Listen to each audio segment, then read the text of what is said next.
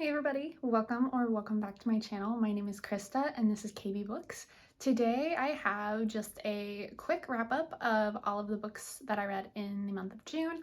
I read a total of 6 books, which is kind of low for me, but I was in a bit of a reading slump for, I would say, like probably about 2 weeks of June, where I didn't really read much of anything.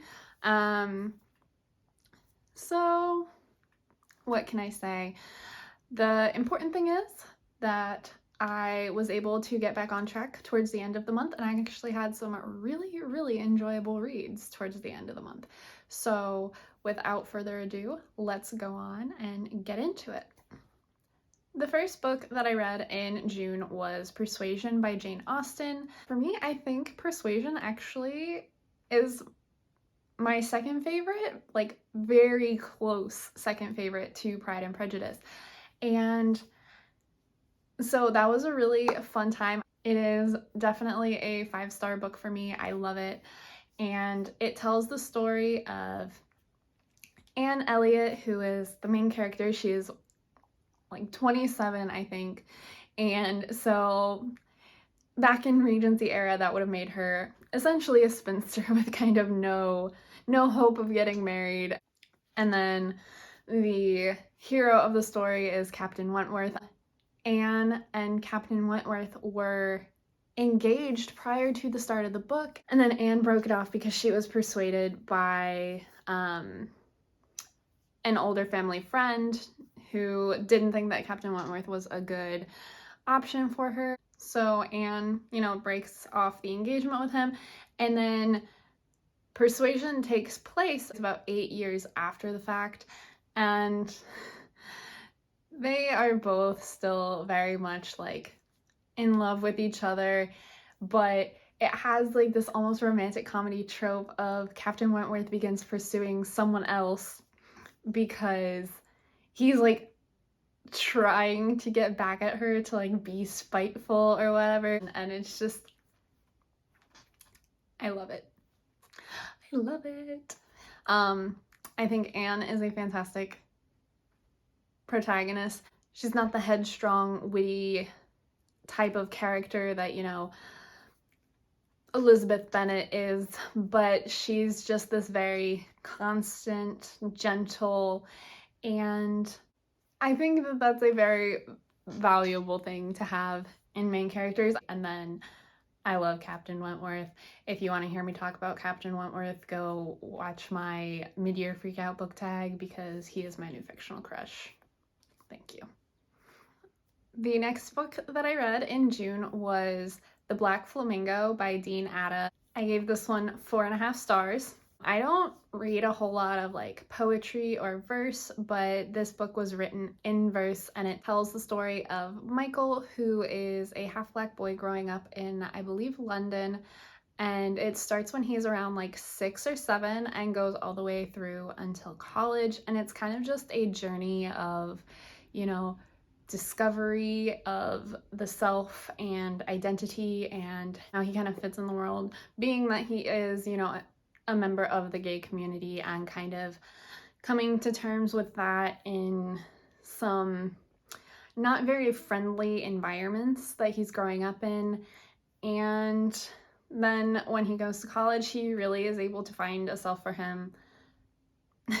He is able to find a place for himself, and a lot of it has to do also with the fact that because he is half black, he doesn't find the same acceptance in certain groups. So a lot of it is just kind of him really exploring himself and his identity and what it means to be a gay half black man. It was really good. I didn't cry, but if I cried while reading books, this book probably would have made me cry at least once. At least once. The next book that I read was The Strange Case of Dr. Jekyll and Mr. Hyde. So yeah, and this book, it's more of a novella really, but I didn't enjoy it that much. I thought I would really like it because it's, you know, it's a classic. The story is very familiar, and I thought the themes of looking at the duality of man, really, I guess, it would have some value to me, and I hate to say this, but I honestly was kind of bored reading it. I didn't like it a whole lot. I gave it 2 stars because a lot of it is kind of like a very little of the action in the story actually happens, you know, like on page. It's told through the perspective of Mr. Utterson, and a lot of it is just him getting these secondhand stories from someone else telling him about like the things that Mr. Hyde has done, and then like him chatting with Dr. Jekyll about things. So when I read the introduction and they were like, oh, people thought this was so scary and all of that, I didn't think it was scary at all. That's not to say that I don't think it could be scary, you know, in some sort of adaptation. I totally believe that that could, but just like reading it, I didn't get the like kind of creepiness that's supposed to be happening, or like feel the evil that Dr. or Mr. Hyde is supposed to like portray. So I don't know.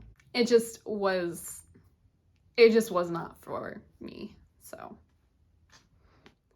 the 4th book that I read in June was Ophie's Ghosts by Justina, Ireland.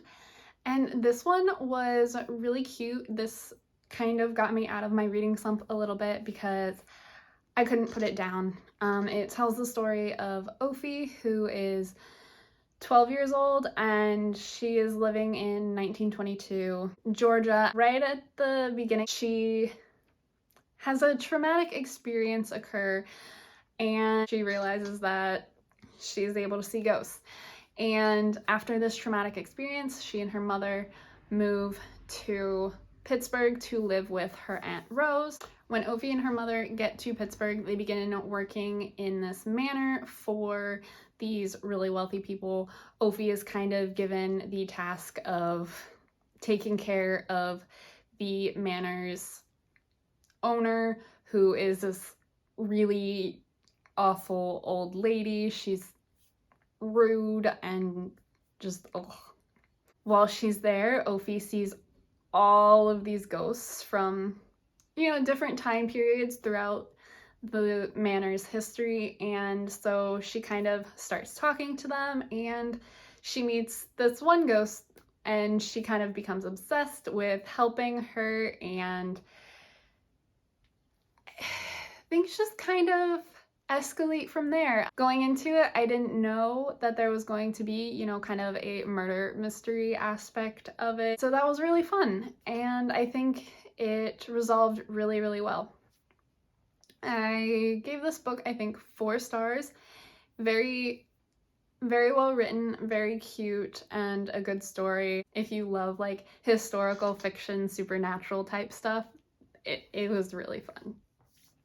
The next book that I read in June was Dying of Whiteness by Jonathan M. Metzl, and this book looks at 3 studies done by Metzl. He did studies to look at how whiteness informs voting practices and how those voting practices in turn harm white people. And it's just really interesting to see how much race plays a role in politics in the US, because, you know, you might think people are going to vote for policies that benefit them, whereas when you look at race, a lot of it is people vote for things that disadvantage other races and ethnicities. So it was really interesting. I gave it 4 stars. It was quite long, and there are a lot of numbers, and I'm not a huge numbers person, so that kind of bogged me down a little bit. Honestly, sometimes I felt like I was just like skimming over the numbers and just being like, okay, main point here. But overall, it was really good. It was really interesting, and I would suggest it. Just leave it at that. The final book that I read in June is LGBTQ Columbus by Ken Schneck. And so when we say LGBTQ Columbus, specifically talking about Columbus, Ohio, learning more about the LGBTQ history of Columbus was a really nice way to kind of wrap up Pride Month. And I think it's really important to kind of know the LGBTQ history of, you know, where you live or where you have lived, just because I think it's often, you know, overlooked. You don't necessarily know everything that's happening.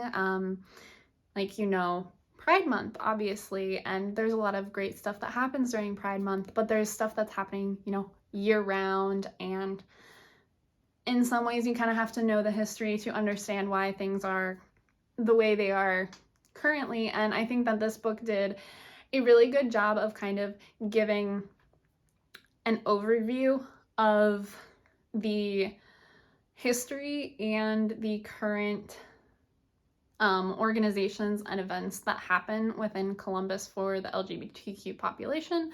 So if you are in Central Ohio or just Ohio in general, I would 100% recommend reading this book. And if you're not, definitely like look into LGBTQ history in your local area. Like right now I am in Massachusetts, so I think pretty soon I am going to be looking into some LGBTQ history specifically for like Massachusetts and maybe even my, you know, city that I'm living in. I think it's a really great way of kind of connecting with wherever you are living and also with the communities where you are living.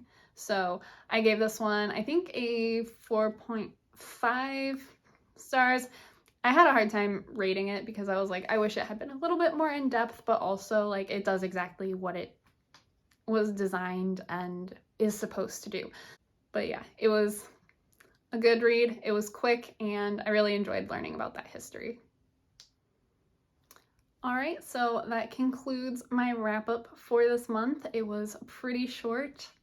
Didn't read a whole lot, but for the most part, I really did enjoy what I read. So I still consider it a win for the month. That's all I've got for you today. If you liked the video, go ahead and hit the thumbs up, hit the subscribe button, and I will see you in my next video. Bye!